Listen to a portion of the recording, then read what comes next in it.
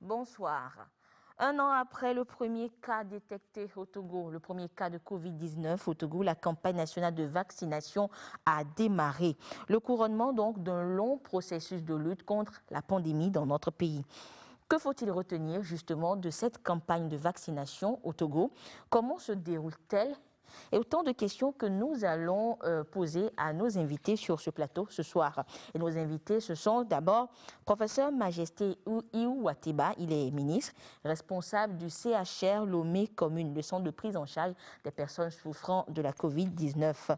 Monsieur le ministre, bonsoir. Bonsoir Anita. Nous avons également professeur Mounerou Salou, il est bactériovirologue, membre du conseil scientifique. Professeur Salou, bonsoir. Anita, bonsoir. Bonsoir, chers téléspectateurs. Merci. Et nous avons également Dr Essor Thomas Beweli. Il est le directeur général de l'action sanitaire. Dr Beweli, bonsoir. Bonsoir, Madame Anita. C'est le 10 mars dernier, donc, que le ton a été donné à cette campagne tant attendue, cette campagne nationale de vaccination contre la Covid-19. Et le ton a été donné par Madame le Premier ministre Victoire Toméga-Dobé à la primature. Retour sur ce lancement officiel avec ce commentaire de Luc Assis. C'est la première personne à se faire vacciner au Togo dans le contexte de l'initiative COVAX.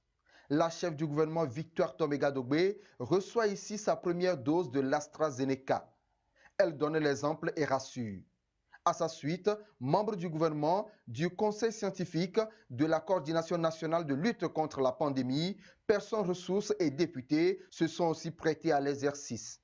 La campagne de vaccination contre la Covid-19 est ainsi officiellement lancée. Le vaccin que nous avons eu, c'est le vaccin AstraZeneca, c'est un vaccin efficace puisque ça permet de prévenir 90% des formes graves de la maladie. Et par conséquent, nous aurons moins de décès dans les jours à venir. Et aujourd'hui, le chef du gouvernement a pris sur elle de se faire vacciner. Je crois que c'est un signal fort pour dire à tous les Togolais que nous avons un vaccin, un système de riposte efficace qui va marcher. Il y a déjà plus de 100 millions de gens au monde qui ont été déjà vaccinés et très peu d'effets secondaires. La preuve, les effets secondaires immédiats, nous venons d'être vaccinés, mais il n'y a rien du tout. On ne sent même pas la piqûre. C'est un nouveau chapitre qui s'ouvre dans la lutte contre cette pandémie au Togo.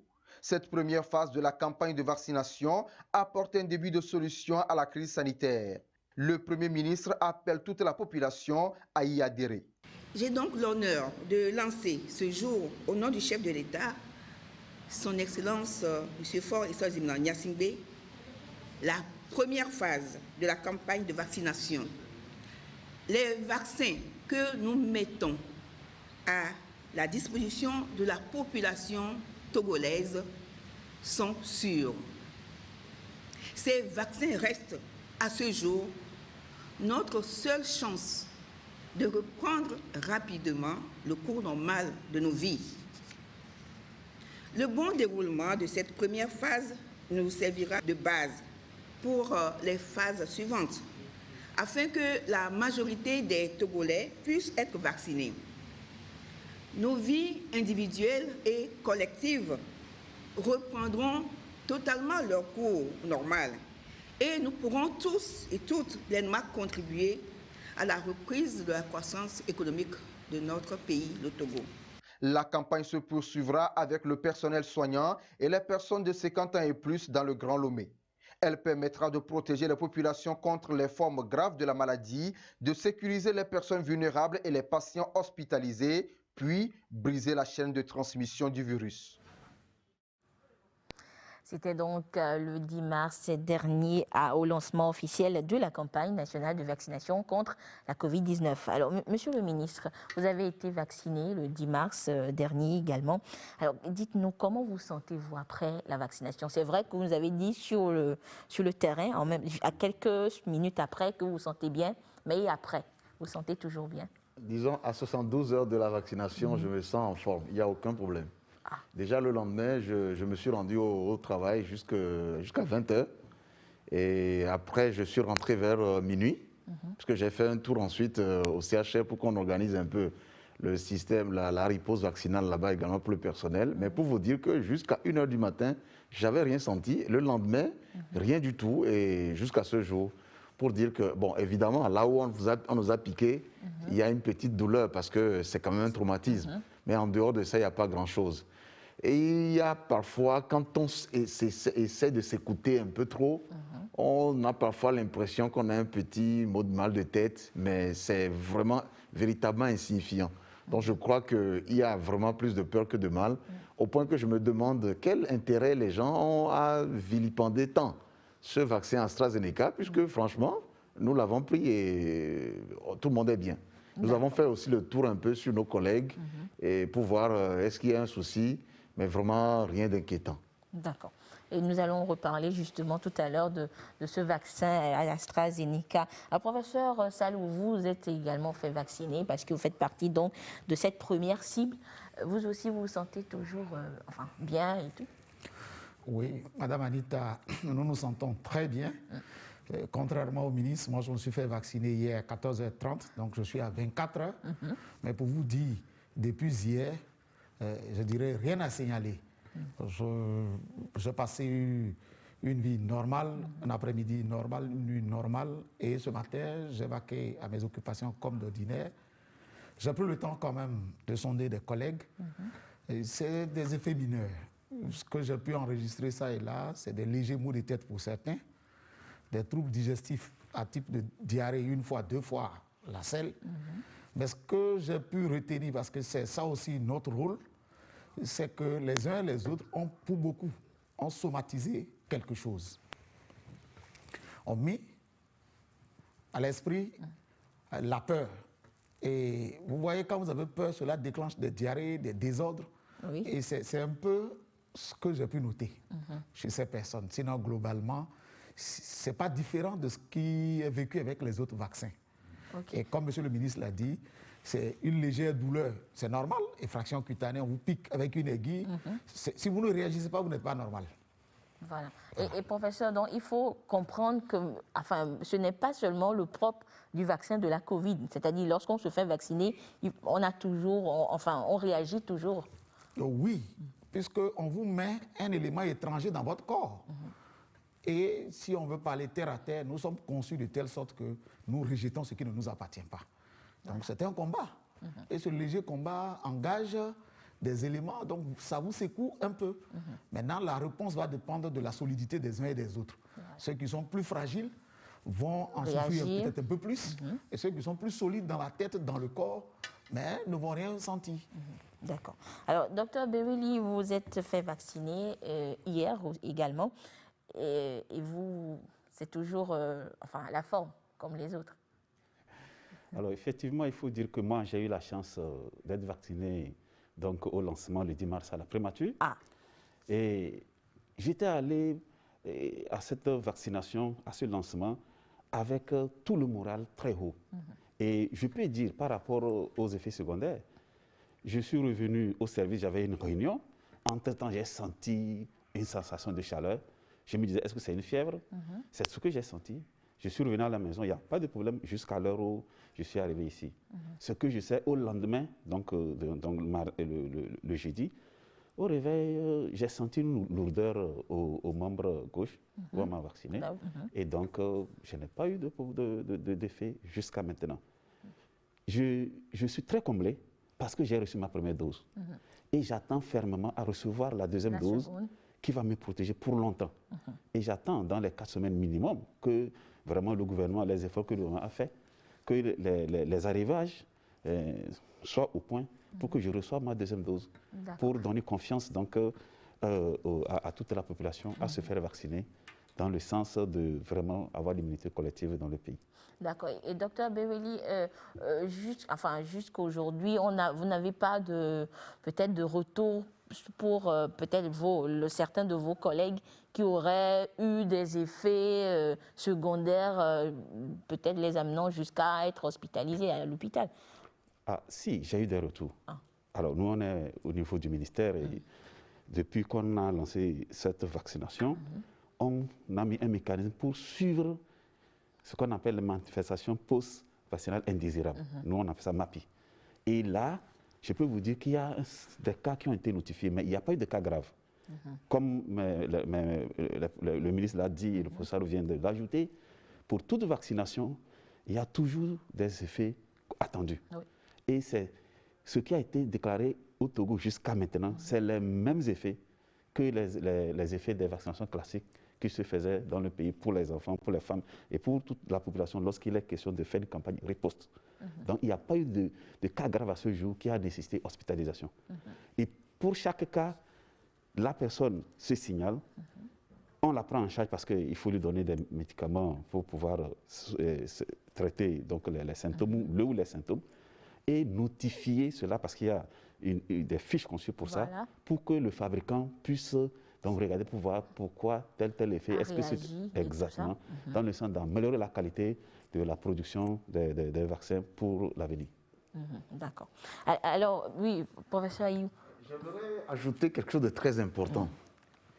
Un vaccin, généralement, c'est une partie d'un microbe, d'un micro-organisme ou tout le micro-organisme vivant ou atténué. Quand un homme fait une infection et qu'il en meurt, généralement, ce n'est pas le germe qui tue. Dans de rares cas, le germe tue. Mais généralement, ce n'est pas le germe qui tue. Mais c'est la réaction de l'organisme vis-à-vis du germe qui casse l'organisme. Plus vous réagissez, c'est le cas par exemple dans Ebola, plus votre organisme réagit trop violemment, il y aura ce qu'on appelle dans le sang une inondation de l'organisme de facteurs inflammatoires qu'on appelle les cytokines. Quand il y en a exagérément, ce sont vos cytokines fabriquées trop exagérément qui vous tueront. Dans le cas de la Covid, c'est pareil. Alors pourquoi je dis ça? Tous ceux qui ont eu le vaccin et qui ont réagi, qui ont eu des gros effets secondaires, nous disons plutôt, heureusement pour eux, qu'ils ont eu le vaccin, qu'ils ont eu le virus vaccinal. Parce que ces gens, s'ils avaient eu le vrai virus, ils auraient tellement réagi que c'est eux qu'on recrute parmi les morts. Donc il vaut mieux plutôt développer de gros effets secondaires, parce qu'en réalité, c'est ce que le professeur Salou a dit. C'est un étranger dans votre corps. Plus votre corps est trop robuste, est trop solide, il va se battre au point même de vous casser vous-même. C'est pour cela que dans le traitement aujourd'hui des patients en situation grave de Covid-19, nous avons les corticoïdes qui sont en fait des anti-inflammatoires majeurs. Le rôle des anti-inflammatoires, c'est de dire à l'organisme, c'est bien que tu te défendes, mais fais-le doucement. C'est ça le sens des anti-inflammatoires. C'est pour cela que vous allez voir que dans les structures où nous faisons les vaccinations, nous avons des corticoïdes que nous avons à côté. Et si vous vous souvenez, il y a des vaccins, quand vous les faites, on vous dit Célestène. On vous dit qu'on prescrit Célestène. Je donne le nom commercial parce que c'est ce que les gens connaissent le mieux. Le but de ça, c'est faire en sorte que vous ayez à côté un médicament qui arrive à casser vos réactions de défense de l'organisme pour que vos propres réactions ne vous tuent pas. Donc les gens qui réagissent exagérément au vaccin, c'est des gens qui feraient 10 fois plus que ça avec le vrai virus. Donc plus on réagit, on doit dire que heureusement que j'ai eu le vaccin en temps, parce que si je chopais le vrai virus, ça ne sera pas ça. Ceux qui n'ont pas eu de gros effets secondaires, c'est des gens qui sont bâtis où leur système inflammatoire, de réponse à l'infection est régulé de sorte qu'ils savent le faire, mais en allant de façon tempérée. Dans la vie, tout ce que vous faites avec violence, ça finit toujours par des casses. Donc c'est un peu ça l'importance. Donc nous sommes en train de rassurer et dire aux gens que, j'ai dit aujourd'hui à un collègue qui connaît bien ce phénomène, il est anatomopathologiste, donc il connaît bien ce phénomène, et je lui ai dit, heureusement que tu as réagi un peu, sinon c'est des gens comme toi qu'on recrute en réanimation. Il m'a dit, oui, je connais bien ça. Donc c'est pour vous dire que la réaction ici que les gens citent, il faut plutôt leur répondre que, chance pour toi, que tu as eu plutôt le virus vaccinal et non le vrai virus sauvage. Si c'est ce que tu avais eu là, ça aurait été plus compliqué. Voilà. Alors, professeur Salou. Peut-être en complément, parce que nous sommes aussi dans la sensibilisation, dans les effets rapportés. Certains ont rapporté la fatigue aussi, se sentent un peu fatigués, un peu abattus. Et il y en a qui ont dormi, au point que j'ai une collègue qui parlait de 48 heures du Mans au lieu de 24 heures du Mans, parce que les gens qui n'avaient pas l'habitude de faire des siestes ont dormi un peu, peut-être un peu secoués, mais tout cela, comme le disait le ministre, rentre dans la réponse normale du système immunitaire. Ce n'est pas que c'est le vaccin qui cause encore de nouvelles pathologies. Voilà, et il faut que nous allions dans ce sens sans s'agiter parce qu'il y a la physiologie. Si vous avez peur, vous déclenchez même des fonctionnements en vous qui peuvent vous nuire par rapport à cette vaccination. La peur peut nous desservir. Et Monsieur le ministre, je reviens à vous. C'est vrai que le 10 mars, le lancement officiel a eu lieu. Et hier, donc, disons que le relais a commencé dans les différentes régions, on va dire. Alors, comment se déroule l'opération, disons, sur toute l'étendue du territoire national? L'opération se déroule, je dirais, très bien, en ce sens que toutes les régions quasiment ont débuté l'opération nationale grandeur nature au niveau donc, de tout le pays. Ça se déroule très bien. On n'a pas encore à ce jour signalé une difficulté. Et ce à quoi on ne s'attendait pas, c'est la grande adhésion du personnel médical. Ça, on peut dire que vraiment le personnel médical, contrairement à ce que les gens véhiculent, on sent que c'est vraiment les gens du métier. Et qu'eux, ils ont compris la portée de la chose et ils l'ont fait massivement. Il y a eu aussi les étudiants en médecine, les élèves des écoles paramédicales qui ont aussi été vaccinés. C'est en grand nombre qui sont tous venus se faire vacciner parce que eux, à la différence de ce que les autres véhiculent, eux, ils sont enseignés par rapport à ça. Ils savent ce que c'est et je crois que ça n'a pas été donc compliqué par rapport à ça. Mais une des personnes du système de riposte qui est aussi épidémiologiste est là. Je crois qu'il donnera des réponses. Encore plus sur le déroulement de l'opération. Alors, Dr Beweli, justement, sur toute l'étendue du territoire national, est-ce qu'à ce jour, au vendredi, on va dire que les professionnels de la santé, tous ont été vaccinés? Je pense que ces 2 jours qu'on a accordés pour vacciner les personnes de la santé, on a fait J1 hier, les résultats sont en train de tomber et on attend le soir pour compiler les résultats de la deuxième journée. Et donc, on va rentrer dans le week-end. Je suis très sûr que d'ici lundi matin, les résultats définitifs vont être portés à l'attention de l'autorité pour qu'ils soient officiels. Voilà. Ce que je sais, plus de 50%, donc majorité absolue, du personnel de la santé cible est vacciné à J1. Donc, comme le ministre l'a dit, il y a le personnel de la santé lui-même, il y a les apprenants donc dans les écoles de formation, médecine, école des paramédicaux, il y a ce qu'on appelle les agents de santé communautaires qui aident donc le personnel de la santé à donner certaines interventions à base communautaire dans les ménages. Et donc, si déjà à J1, on est à plus de 50%, c'est un résultat partiel, ça veut dire que vraiment, ce qu'on a vu comme engouement durant les 2 jours, ça a confirmé ce résultat. Alors, sur le plan national, comment ça s'est passé? Il y a eu 134 sites de vaccination qui ont été retenus, en sachant qu'on a tenu compte du nombre de communes sanitaires. Il y en a 117, on les a calculés sur les communes administratives. Et on a essayé de voir les districts dans lesquels, les villes, il y a donc une densité de la population, c'est pour ça que c'est parti à 134.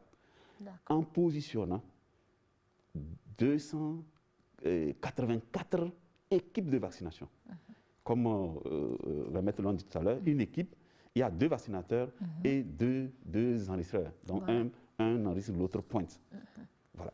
Et donc, ce nombre-là, on a fait de telle sorte que les gens ne se déplacent pas trop pour aller vers le site de vaccination. Et c'est un nombre terrible parce que jusqu'à maintenant, on nous a dit, certains sont allés même multiplier certaines équipes qui sont allées en avancée, notamment vers les grosses structures privées, notamment vers les pharmacies privées, les structures confessionnelles, pour que ces centres n'arrêtent pas les services, puisqu'ils ont les clients qui viennent demander donc, les services. Voilà. Donc voilà globalement ce qui est en train d'être fait. Et ma foi, j'avoue que c'est une joie, parce que le personnel de la santé a donné le bon exemple. Il faut que toute la population suive. D'accord. Mais Dr Beweli, c'est vrai qu'on dit que le personnel de la santé donne le bon exemple, mais est-ce qu'on va dire qu'à 100%, tout le monde a adhéré? Alors, par rapport à l'adhésion, je ne peux pas me prononcer. Ce que je sais, il y avait une réticence. Depuis des semaines, et jusqu'à les dernières semaines. Mais le ministre de la Santé a pris certaines dispositions. En envoyant des équipes du niveau central, aller appuyer des rencontres régionales. De sensibilisation. De sensibilisation à l'endroit de ces professionnels de santé. Et j'avoue, ces rencontres, ça s'est passé, on prenait les équipes cadres des districts et l'équipe cadre de région en une session. Et autre session, on prend les CHR et là où il y a les CHU ensemble. Et on a compris que cette mission, il le fallait. Parce que la réaction du personnel, parce que moi j'ai eu la chance d'aller dans Centrale, Cara et Savane, ça m'a surpris et je me posais la question, si on n'avait pas fait cette mission, à quel résultat on s'attendait pour cette campagne de 2 jours? Ça a donné un effet bénéfique. Et je suis fier d'avoir sillonné le pays malgré les difficultés que nous avons connues. Et la réticence, il y en aura toujours, mais par rapport à Covid-19, vraiment, il y a eu un bond.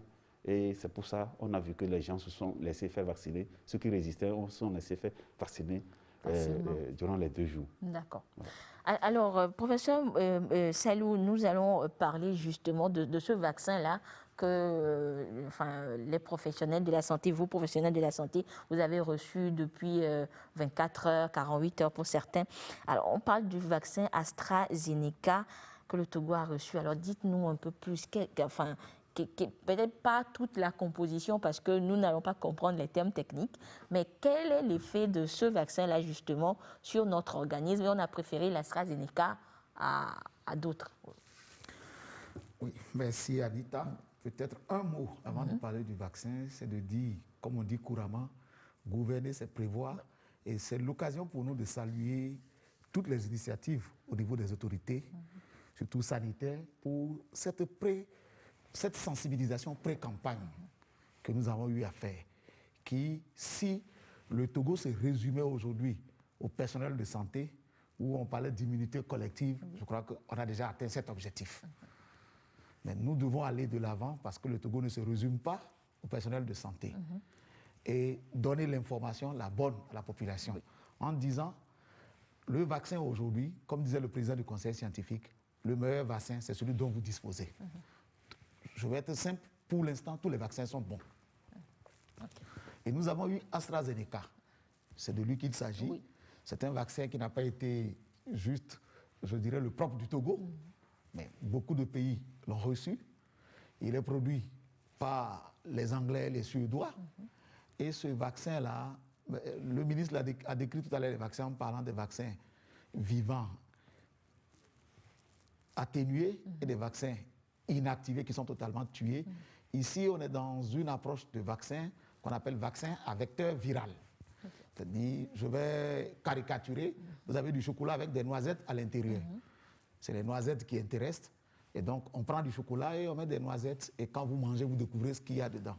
Et ce qu'il y a dedans ici nous permet de fabriquer des anticorps et des cellules mémoire pour qu'à la rencontre du vrai virus, on puisse être capable de réagir et de bien réagir. C'est le principe de tous ces différents vaccins qu'on a. Maintenant, la forme d'apport de ce qui doit aider le système immunitaire à élaborer les anticorps et les cellules mémoire, c'est cette technologie-là qui change un peu. Mais ce qu'on peut dire, grosso modo, ce matin, nous avons reçu des résultats de séquençage de 9 souches réalisées à Accra par le laboratoire de l'OMS qui montrent que ce vaccin-là est bien pour nous, pour l'instant, parce qu'on n'a pas de variant sud-africain, ce qui était aussi une des grosses inquiétudes de la population. On a eu à 30%, ce n'est pas beaucoup ce que nous avons fait, mais on a eu 30%, ça veut dire 3 sur 9, qui était le variant britannique, sur lequel le vaccin marche très bien. Nous dirons simplement Alléluia. Nous sommes heureux déjà de savoir que la souche qui circule chez nous, on attend encore d'autres résultats. Mais je peux vous dire quelque chose de façon simple, c'est que lors d'une infection virale, vous avez plusieurs, si vous voulez, le même virus est décliné en plusieurs formes de virus qu'on appelle population virale. Mais c'est la population majoritaire que vous rencontrez dans la quantification lorsqu'on mesure, et ainsi de suite. Donc, nous n'avons pas de variant sud-africain, c'est une bonne chose. Nous avons un variant britannique qui est pris en compte par le vaccin. AstraZeneca. Pour l'instant, c'est un vaccin pour lequel, lorsque vous le recevez, la seconde dose, vous avez 8 à 12 semaines pour la recevoir. Donc, pour ceux qui ont reçu le vaccin, ils ont encore du temps pour attendre la seconde dose. Alors, Monsieur le ministre, professeur Salou vient de nous parler justement, de nous présenter le vaccin que nous avons reçu au Togo. Mais vous et moi avons reçu cette information qui circule depuis un certain temps sur peut-être la fiabilité ou l'efficacité du vaccin AstraZeneca. Alors, Monsieur le ministre, que se passe-t-il concrètement? Le vaccin AstraZeneca est efficace. Comme on le dit, c'est ce que tu as chez toi qui est bon. Ça ne sert à rien de fantasmer sur ce que tu n'auras pas ou que tu n'as pas. Aujourd'hui, j'ai rencontré quelqu'un qui me dit, oui, il y a quand même quelques effets secondaires. Moi, attends, qu'est-ce qui te dit que tu auras l'autre qui est supposé peut-être avoir moins d'effets secondaires?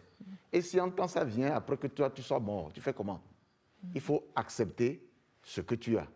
Nous avons le vaccin AstraZeneca qui a montré son efficacité. La première injection, elle est efficace à près de 70%. Ça dit que 70 personnes sur 100, à la première injection, ont une immunité ça génère donc une immunité qui leur permet de ne pas s'infecter ou si elles s'infectaient, de ne pas développer les formes graves. C'est les formes graves qui sont en fait la hantise dans le Covid. Oui.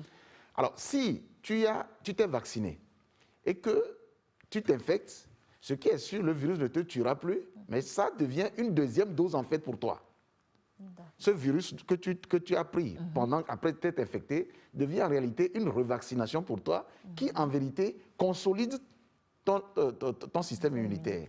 Mais s'il se trouve que après la première dose, tu as reçu la deuxième dose réglementaire, tu passes de 70% à plus que 70%, voire 85-90%.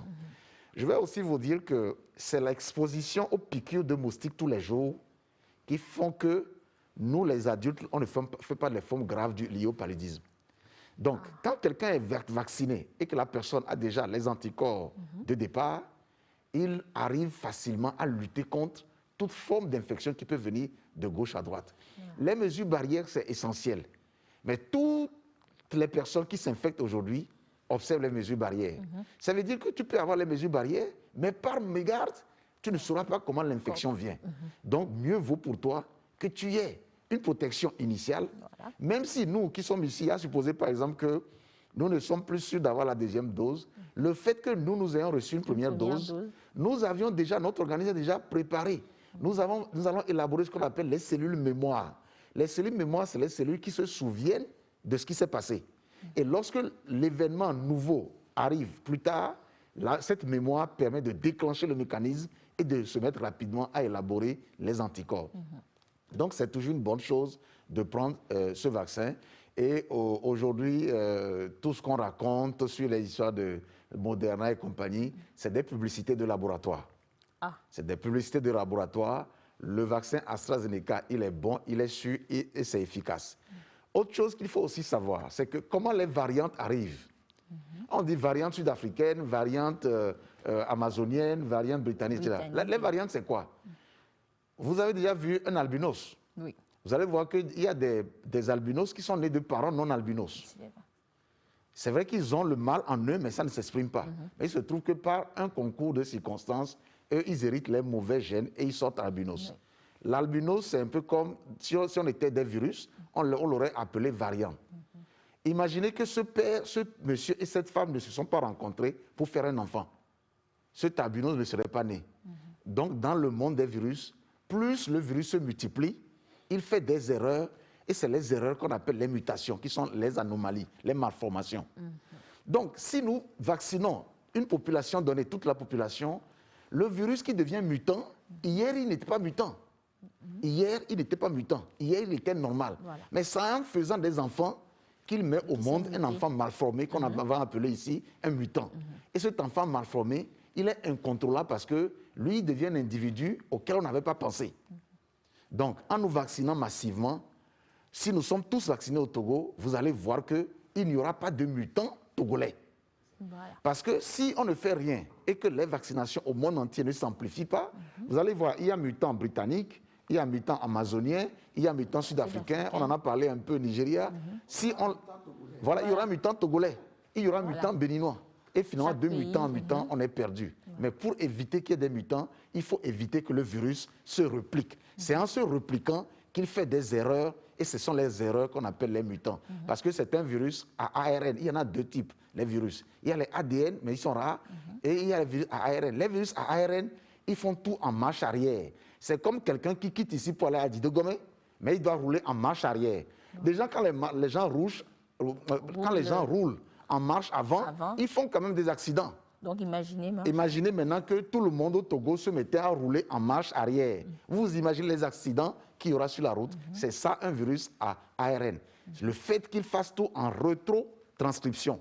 C'est ça qui fait qu'il y a des erreurs. Et ces erreurs qui naissent là, c'est des enfants qui ont peut-être 2 bras, qui ont 3 yeux, qui deviennent bizarres par rapport à leurs parents et ils ne sont pas normaux.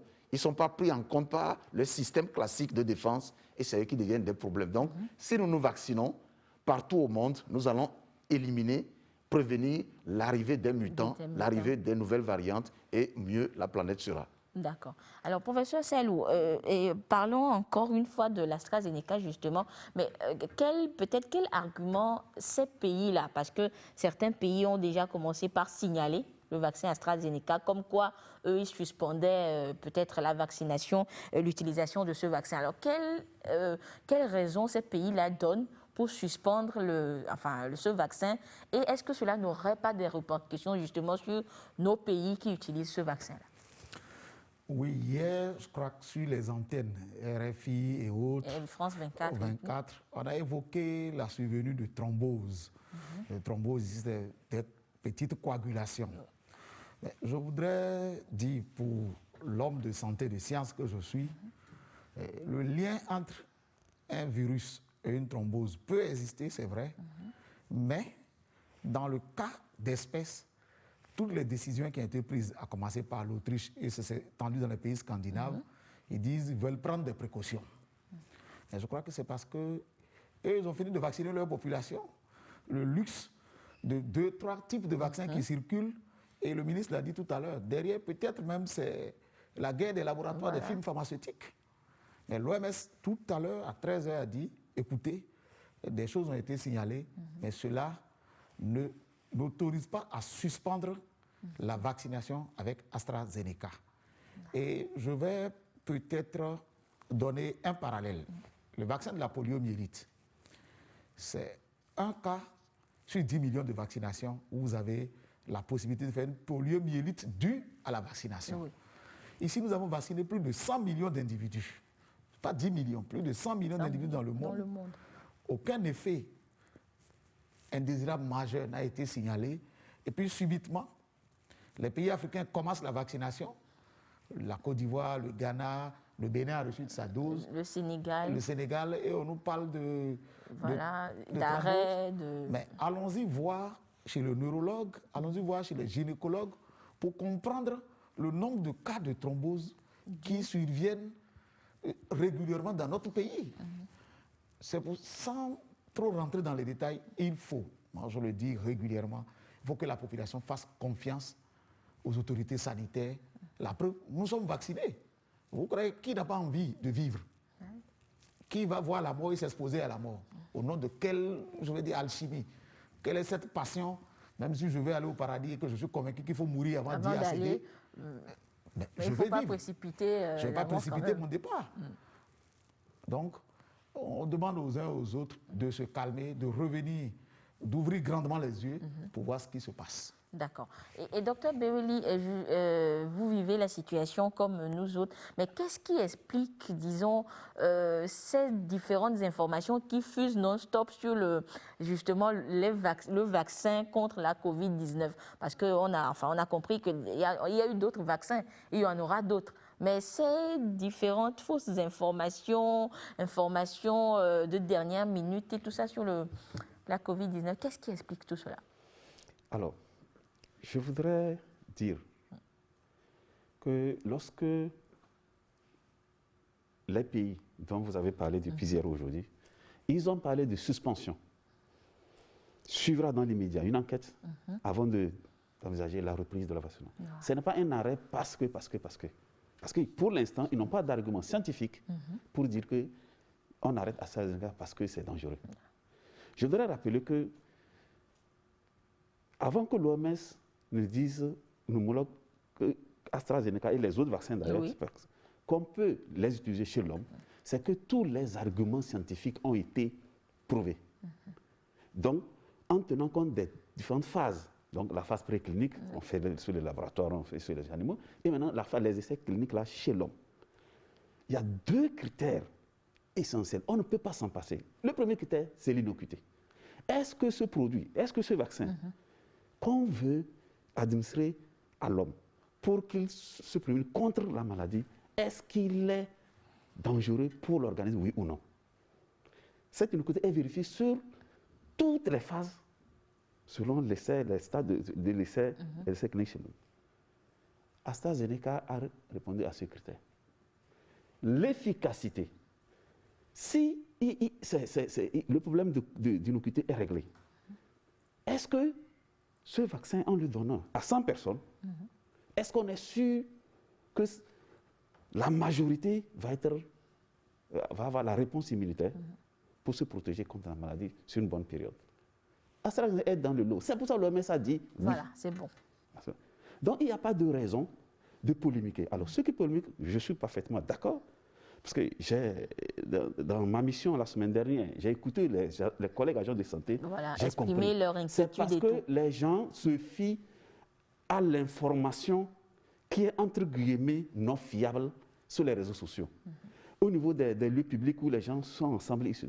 Alors que l'information sanitaire, comme le professeur l'a dit, il faut avoir confiance en son système de santé. Il faut avoir confiance aux autorités du pays. Parce que dans la lutte anti-Covid, c'est l'autorité, c'est le personnel de la santé qui doit donner l'information fiable. Mais ce n'est pas ça. Je prends une région dans laquelle il y a des agents de santé, mais dont la population de la région se fie aux informations venant d'autres sources qui ne connaissent pas. Parce que quand vous voyez les réseaux, on met les vidéos, les audios, vous ne connaissez pas les origines. Surtout que la technologie a évolué et que les gens peuvent transformer, travailler. Pourquoi on ne croit pas à ce que les agents de santé qui vous soignent, vous allez dans les hôpitaux, dans les centres de santé, c'est eux qui vous soignent. Pourquoi vous ne pouvez pas croire à ce qu'ils disent et qu'on va croire follement ce qui vient d'ailleurs. C'est ce virus-là qui a fait que les gens... Et ça a créé une psychose, une peur. Et les gens pensaient qu'effectivement, par rapport à Covid, déni, les gens pensaient que ça n'existe pas. Maintenant, on dit vaccin, pourquoi ça a été fait rapidement? Rapidement, donc ça veut dire parce que ce n'est pas efficace. Parce que le coronavirus, depuis qu'on a eu le syndrome aigu respiratoire en Chine 2003, ça fait 18 ans. Les recherches avaient déjà commencé sur le coronavirus pour avoir un vaccin. Il y a celui de Moyen-Orient, là. C'était en 2012. Ça fait 9 ans. Donc, les pays ont mis les moyens. Et c'est venu booster la recherche et rapidement on a trouvé ce vaccin. Nous devons applaudir parce que moi, j'ai fait mon expérience dans le domaine de la vaccination, ça fait plus de 15 ans. Une fois que vous menez une réponse contre une épidémie, toutes les mesures, vous savez, le ministre ne va pas me démentir. La prise en charge, on a perdu des gens, mais qui est allé dans les centres de prise en charge avec tous les moyens qu'on a mis. On communique, on fait la surveillance, on fait tout. Mais une fois que vous avez le vaccin, et qu'on vous dit qu'il est efficace, c'est sûr, quand le ministre le dit, il faut avancer. Voilà. C'est ça qui peut venir régler énormément ce problème pour casser la chaîne de transmission, pour limiter la survenue des formes graves. Et lutter contre alors, je voudrais compléter concernant les effets secondaires. Je l'ai dit, hein, si il y a un vaccin pour lequel on vaccine des centaines, des milliers de populations, et qu'il n'y a pas d'effets secondaires, il faut mettre un point d'interrogation. Voilà, les professeurs l'ont bien expliqué ici. Donc, lorsqu'il y a des effets secondaires, on doit se réjouir. C'est-à-dire que l'organisme est en train de réagir. De réagir, et donc c'est bien. Donc, ils sont dans la majorité des cas minimes.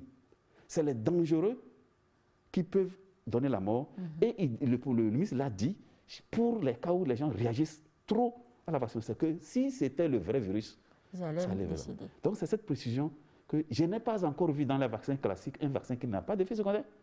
Et c'est les mêmes effets secondaires qui ont été décrits pour les vaccins classiques. C'est ça qu'on nous a décrit. Il n'y a pas d'effet secondaire spécifique pour le vaccin contre la Covid-19. Voilà ce que je peux compléter. Et donc, il faut que la population ait confiance. au système de santé, aux autorités, parce que là, vous avez la source fiable concernant l'information. Merci beaucoup, Dr Béoli. Professeur Iou. Merci beaucoup. Pour aller tout dans le sens de mes collègues ici, aujourd'hui, il y a une vidéo qui circule et quelqu'un me l'a envoyé tout paniquant en disant que une émission en Europe sur BFM dit que ça va être que le vaccin est expérimenté sur les Africains. Et j'écoute la vidéo, je vois le journaliste qui dit le vaccin Pfizer. On n'a jamais parlé de Pfizer. Et après, il dit Sanofi, le laboratoire Sanofi. Il dit déjà les deux mots-là, ça veut dire que c'est des blagueurs. Troisièmement, je lui ai dit, depuis quand as-tu déjà vu sur un plateau de télévision, on interviewe un scientifique avec stéthoscope au cou, sur un plateau de télévision. C'est comme nous ici. Nous, on vient ici avec notre stéthoscope au cou. Et en plus, on porte encore la blouse. Ces éléments doivent vous amener à comprendre déjà qu'il y a tellement de choses. Parce que vous avez vu des trucs, on a dit on va essayer sur les Noirs, c'est fini. Mais nos cousins qui sont au village, qui ne peuvent pas analyser, eux, au contraire, quand ils voient quelqu'un en blouse avec stéthoscope, là, c'est le médecin attitré. Oui. Or, l'analyse de cet événement amène à dire que c'est vraiment un fake news pur et simple. Alors, revenons sur le problème des vaccins. Quand la riposte a commencé au Togo, je me souviens, ça devait être sur ce plateau, j'avais dit, notre mission, notamment à Kégué, c'était un peu comme, je ne suis pas militaire, mais je vois les films, c'est comme on dit, vous êtes un bataillon, votre rôle, c'est de défoncer la première ligne de l'ennemi, et vous maintenez cette position jusqu'à l'arrivée des renforts. L'arrivée des renforts, c'est les vaccins. C'est-à-dire, nous, le rôle que le personnel médical a joué au Togo, c'est de tenir bon, de se battre contre le virus. Et c'est ce que les autorités ont fait, mettre en place les mesures barrières, les sensibilisations, les émissions, pour que nous puissions contenir le mal jusqu'à l'arrivée des renforts. Et voilà, les renforts sont arrivés et les gens disent qu'ils n'en veulent pas. Je me demande finalement, là, le Togolais veut quoi? Il veut quoi au juste? L'autre élément qui est très important, et ça, on va en arriver là. La semaine dernière, nous avions eu des patients, dont un particulier qui nous a marqué, un Libanais. Il a consommé 24 bouteilles d'oxygène. Chaque bouteille coûte à peu près 52 000. Il en a consommé 24 en une journée. Il en a consommé plus de 10 jours. Faites le calcul. Et à la fin, je ne compte pas les anticoagulants les plus en charge. Aujourd'hui, nous avons une réanimation qui est bondée. Nous sommes à 400% du taux d'occupation. La réa est faite pour 22 personnes. Nous en avons à ce jour plus de 85 qui sont à la réa, sans compter ceux qui sont convalescents. Voyez cet argent, cet investissement énorme. C'est des milliards que le pays engouffre et l'évolution, la progression, l'économie du pays est totalement bloquée. Ce qui va arriver, ça je le dis pour que les gens l'entendent. Dans quelques mois, quand le Togo va se battre encore pour avoir le reste des vaccins pour immuniser les 60% de la population, quand tu vas attraper Covid, toi le diabétique qui nous écoute, toi l'hypertendu qui nous écoute, quand tu vas attraper Covid et que tu vas arriver à Kégué avec forme grave, je vais te demander, professeur Salomon, ton carnet. Le carnet de vaccination. Je vais te demander quel est ton carnet de vaccination. Voilà, il faut le voir d'abord. Parce qu'on a dit que 80% à 85% seront protégés. Ça veut dire que nous-mêmes, nous savons scientifiquement qu'il y a à peu près 10 à 15% qui ne seront pas protégés. Il faut qu'on le montre bien. Si le réalisateur peut montrer le processus. On va faire on le fait également chez Dr Béoli. Voilà, exactement. C'est ça le carnet. C'est un passeport. Les gens n'ont qu'à raconter ce qu'ils veulent. C'est ça un passeport. C'est un passeport vaccinal. Il faut que les gens comprennent que quand tu viendras désormais à Kégué, on va te demander, montre ton carnet que la preuve que tu t'es vacciné. Toi qui as 50, 52 ans, et tu es diabétique, et tu es aussi hyper tendu là, et tu fais forme grave, si tu sors ton carnet de vaccination, et que effectivement tu es à jour, et malgré ça tu as fait Covid, ça veut dire que tu es scientifiquement dans les 15% à peu près qui ne sont pas couverts, qui ne sont pas protégés, malgré la vaccination. Toi, en ce moment, l'État peut encore t'aider. Parce que la prise en charge d'un cas grave, je donnais le cas de ce Libanais, on était autour de 800 000 francs par jour. Ça a duré 10 jours avant qu'on l'évacue vers une autre destination. Et c'est comme ça aujourd'hui. Alors, quand tu as ce carnet, que tu as fait ta forme grave malgré la vaccination, là, l'État va encore t'accompagner avec ta générosité. Sa générosité. Mais si tu arrives à Kégué dans 3-4 mois et tu n'as pas ta carte de vaccination et tu fais ton cas Covid, franchement, tu auras cherché. Nous allons te prescrire les soins. Tu vas payer les soins. Si tu ne payes pas, parce qu'aujourd'hui, quand quelqu'un fait un accident de la voie publique, oui, quand quelqu'un, disons-nous maintenant, nous sommes maintenant là, on dit les vérités aux gens, peu importe ce que les gens vont dire, il faut qu'on dise maintenant les vérités aux gens. Nous n'allons pas continuer à détruire notre pays. Quand vous faites un accident, tout de suite, vous allez au CHU Sivali sur le bureau. Qui vous paye les soins? Quand vous faites une fausse couche, tout à l'heure, vous allez en gynécologie. Qui vous paye les soins? Vous-même, vous prenez en charge vos soins. Quand les cancéreux, nous avons plein de cancéreux aujourd'hui qui ont aussi besoin que l'État soit généreux avec eux. Mais qui les aide? Eux, ils meurent. Aujourd'hui, nous avons un vaccin. Toi, tu refuses de te faire vacciner et tu as 50 ans et tu nous écoutes. Tu as le diabète et tu dis que c'est les fake news. Vas-y. Si tu arrives à Kégué avec forme grave, nous allons te faire une ordonnance. Les 500 000 par jour, là, tu vas les payer. Et si tu ne les payes pas, c'est comme celui qui a pris sa moto, il ne respecte pas les feux rouges, ne porte pas de casque et va se casser la tête. C'est de la même façon qu'il va se débrouiller pour se payer les soins. Ça, c'est très important, d'où la nécessité que tout le monde se vaccine parce qu'il faut que nous sortions de cette histoire-là pour que le pays reprenne. Reprenne vie, justement. Oui, docteur Beweli. Je voudrais compléter le ministre en m'adressant à mes collègues agents de santé. Alors, si un mais agent pas de trop santé... de menaces, hein, docteur Beweli. Non, ce pas des menaces. Si un agent de santé refuse de se vacciner, parce que l'État a mené les vaccins gratuitement, et demain, il s'avérait qu'il attrape Covid-19, qu'il sache que, vous savez, il y a l'assurance spéciale pour le personnel de la santé. Ça veut dire que automatiquement, après cette phase de vaccination-là, c'est une assurance spéciale qui va s'arrêter. Puisque quand vous êtes positif, vous avez des indemnités liées à ça. Quand vous décédez, vos ayants droit ont aussi donc ça veut dire automatiquement que dans la convention qui a permis que cette assurance démarre, ça a été clair que dès que la vaccination commence, l'assurance va s'arrêter. Donc que les personnes de la santé sachent que ce que le ministre vient de dire par rapport à la prise en charge, ça risque de les rattraper s'ils ne se font pas vacciner, s'ils n'ont pas leur cas de vaccination et ils prennent Covid, c'est qu'ils vont perdre cet avantage. D'accord. Professeur Salou, mais il faut comprendre quand même que pour l'heure, la vaccination n'est pas obligatoire.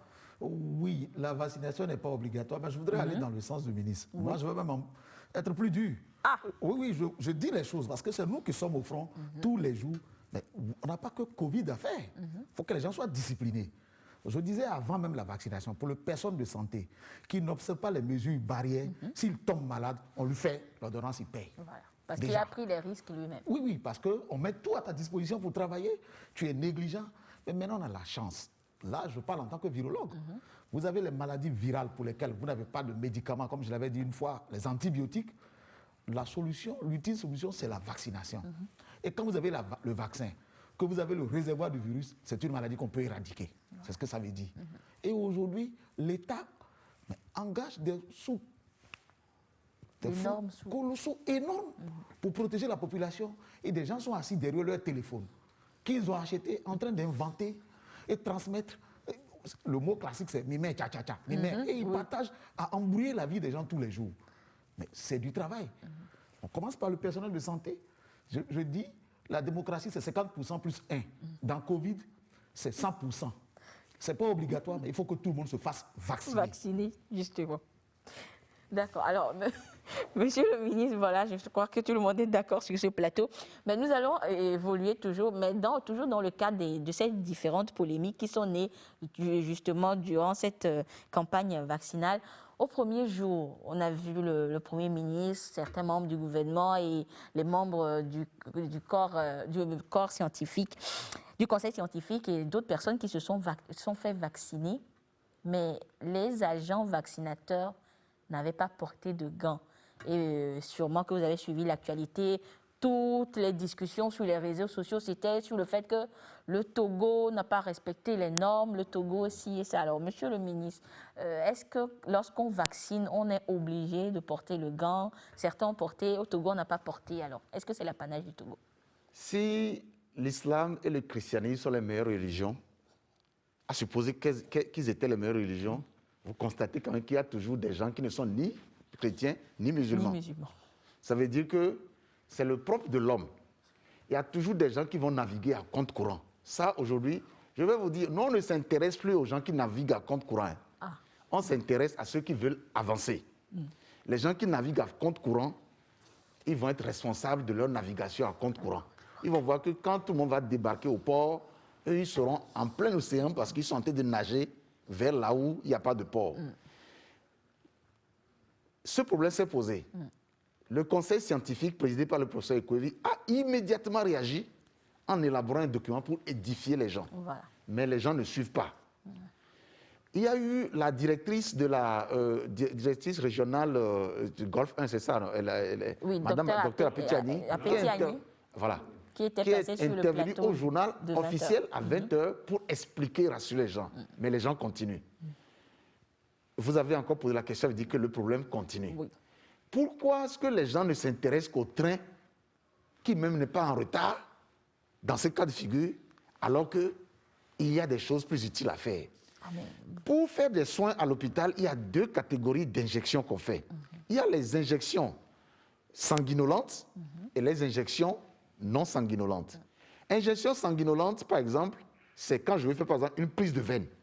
Je veux piquer dans une veine, je veux piquer dans une artère, je peux avoir une éclaboussure de sang. Là, en ce moment, le port de gants est nécessaire. Ouais. Mais si je veux faire une injection dans un muscle, où je pique, je ne veux pas rencontrer le sang. Et moi-même, je n'ai pas de plaie dans la main, je n'ai pas besoin de porter des gants.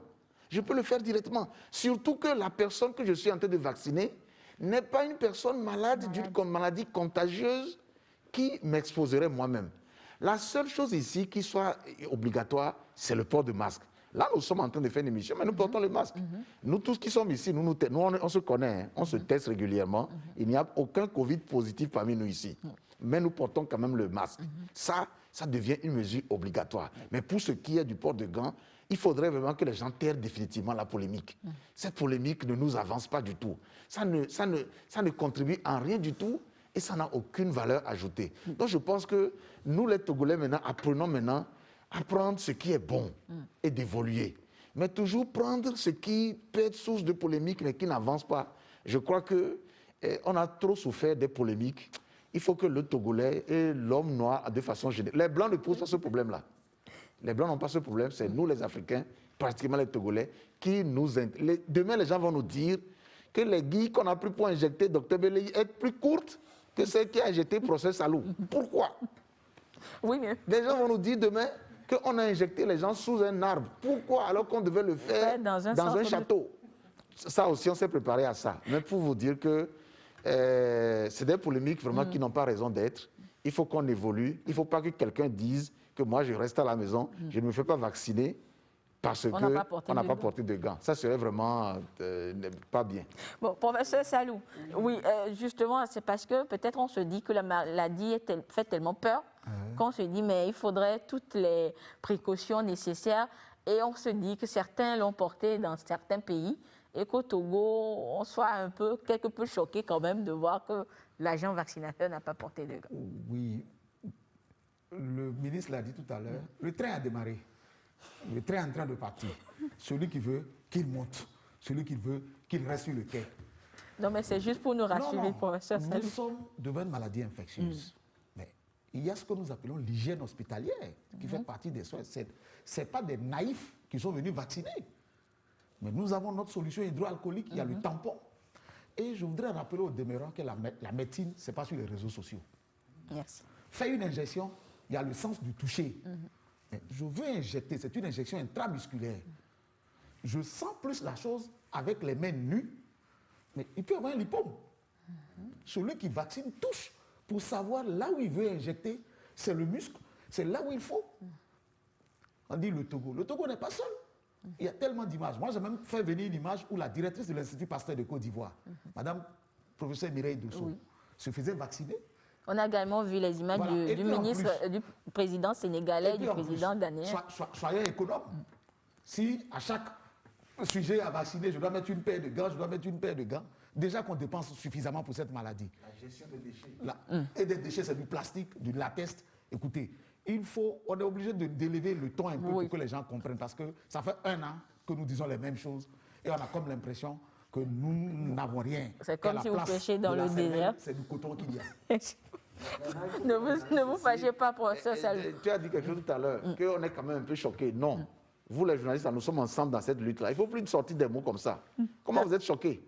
On vous a expliqué. Il n'y a rien de choquant dans ça. La gestion des déchets. Si on vaccine 7 millions de Togolais, vous avez déjà vu un carton de 1000 gants. 7 millions, Si on vaccine 4 millions, c'est une quantité colossale. Regardez les masques. Le mal que nous avons aujourd'hui à gérer les masques. Donc, quelque part, lorsqu'on peut faire économie de quelque chose qui produit des déchets médicaux, on peut le faire. Et ici, on a une alternative efficace.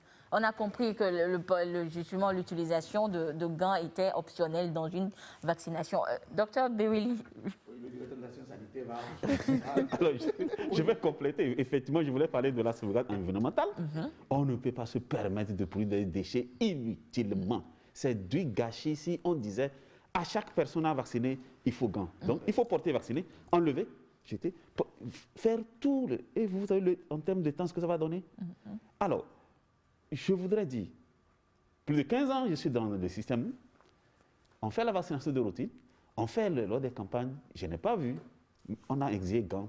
Pourquoi pour Covid on vient parler de ça alors qu'on nous a dit masque? Vous savez, il y a quelques mois, quelques semaines, les gens nous ont dit est-ce que l'Occident, on ne nous trompe pas? Est-ce que les vaccins vont arriver au Togo? Les vaccins sont arrivés en Afrique, c'est arrivé au Togo. On trouve à dire, on va toujours trouver à dire, même lorsque nous sommes. Si on avait amené toute la totalité et qu'on ne pouvait vacciner, les gens vont trouver à dire. Et donc, comme les maîtres l'ont dit, on va avancer. Il y a quelqu'un qui a dit quelque chose dans un réseau hier. Il dit ceux qui ne croient pas à AstraZeneca qui est arrivé au Togo, là, ils n'ont qu'à attendre. Le jour où le Togo va fabriquer les vaccins, on va les vacciner. Tout à fait. Donc, je reprends ce que quelqu'un a écrit. C'est tout simple. D'accord. Alors, Dr Beweli, je reste avec lui justement pour parler de la suite de l'opération. Nous savons que le Togo a reçu 156 000 doses. Alors, si la première phase avec le personnel de la santé et les autres acteurs impliqués se passe déjà, alors quelle est la suite? Quels sont les acteurs qui seront pris en compte et comment se fera la sélection? Alors, commençant par le personnel de la santé, il y a eu le dénombrement. Oui. On n'était pas, parce qu'on devait développer un outil électronique pour faire un enregistrement en ligne. Oui. Mais j'avoue qu'au-delà de ce dénombrement qui a été fait sur des outils qu'on a envoyés pour compiler, l'outil en ligne vient d'être mis en place. Okay. Donc, l'enregistrement peut se faire en ligne par l'intéressé lui-même, ou bien au niveau de la formation sanitaire du ressort de l'intéressé. Okay. Donc, les 156 000 doses qui sont arrivées, s'il faut tenir compte des taux de perte, parce qu'il peut y avoir des pertes quand on vaccine, c'est comme ça, c'est normal. Hein? Oui. On peut vacciner 148 200 personnes. Alors que le personnel de la santé, au vu des chiffres de dénombrement, c'est autour de 35 000. Et donc, les personnes de plus de 50 ans, les âgés de plus de 50 ans, c'est Grand Lomé, on va commencer. C'est la décision qui est déjà prise au niveau des hautes autorités. Donc, on va faire ce recensement-là en ligne. On aura bien la situation.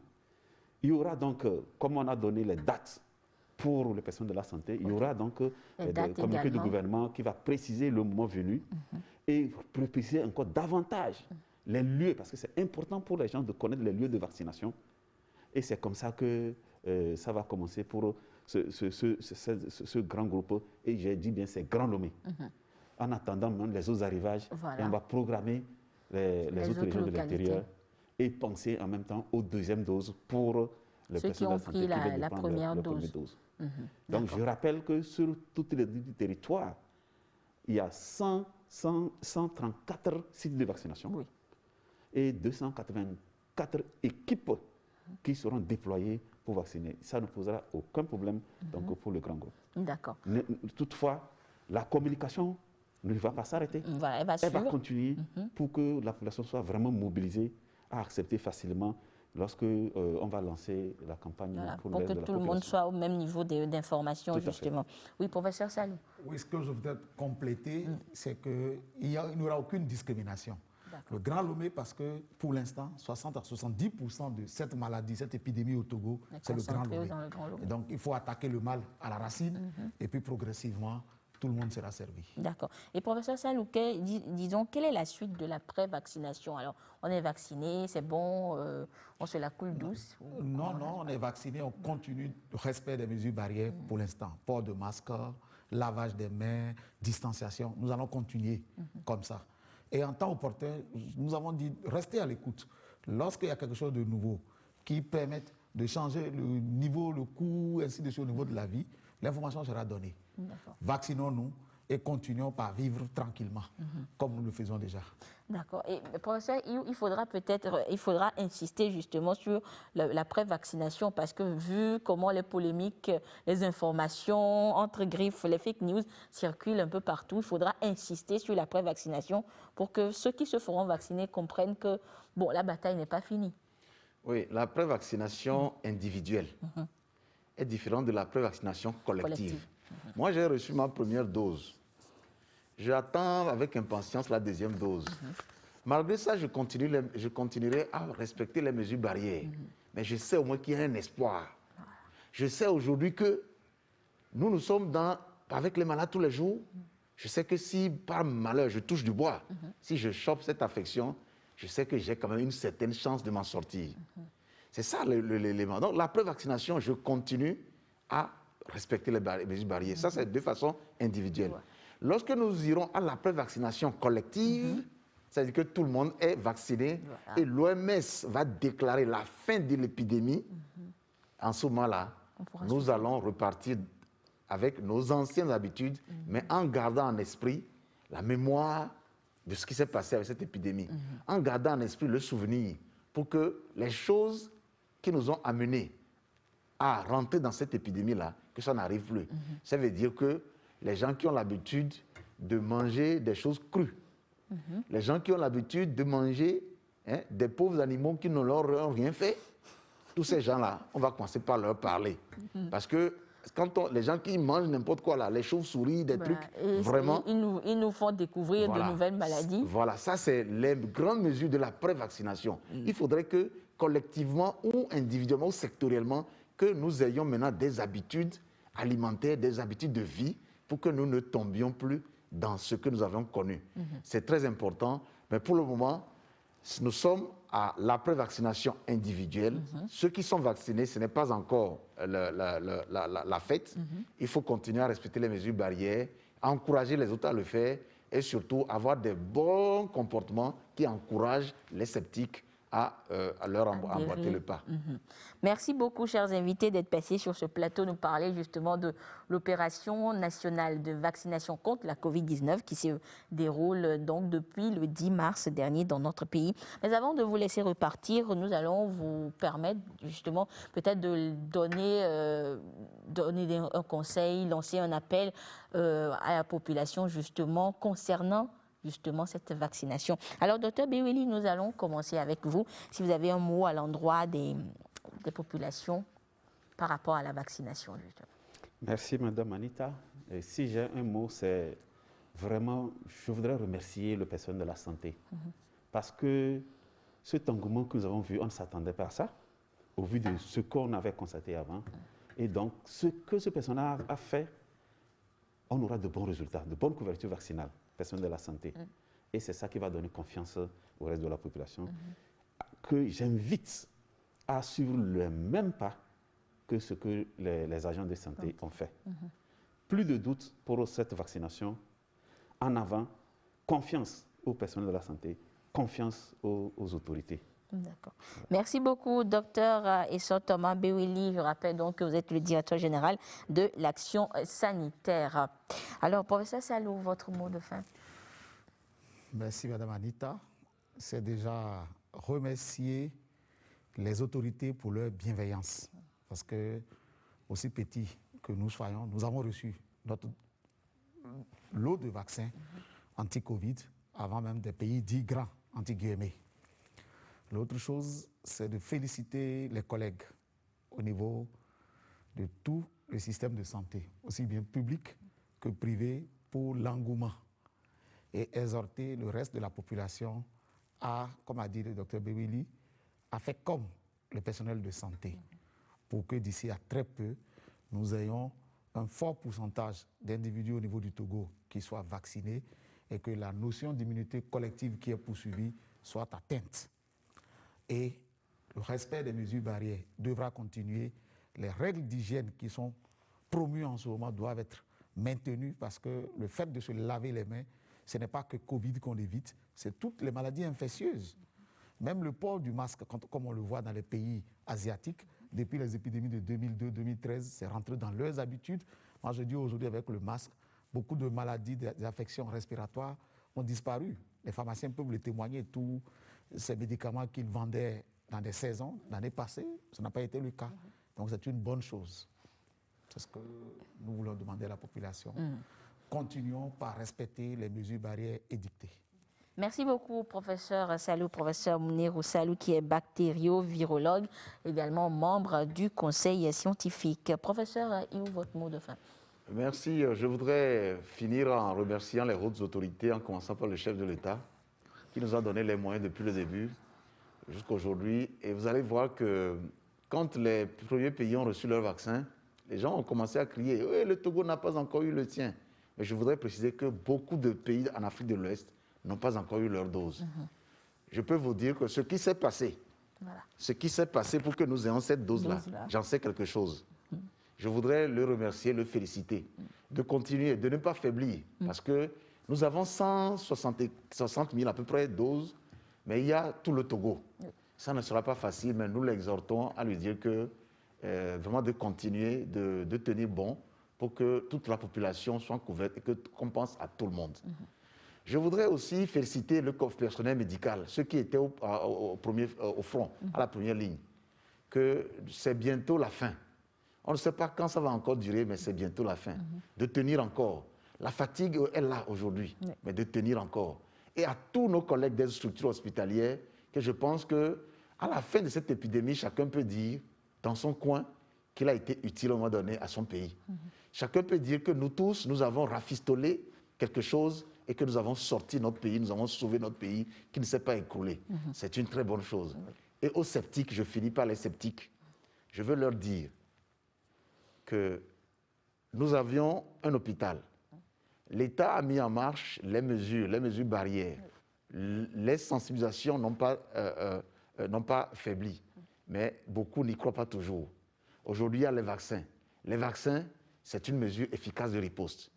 Ceux qui, malgré tout, aujourd'hui encore ne croient pas et naviguent à compte courant, c'est aussi leur droit. Mais quand ils seront malades demain, ils seront contents du fait qu'ils aient choisi délibérément de ne pas accompagner le processus. Parce que le Togo ne veut pas continuer éternellement et indéfiniment à mettre son argent pour aller sauver des gens qui auraient pu nous permettre de faire une économie d'une situation rien qu'en écoutant les bonnes nouvelles et en observant les choses comme il se doit. Donc à ces gens-là, nous leur disons qu'on ne va pas continuer éternellement à payer pour ça.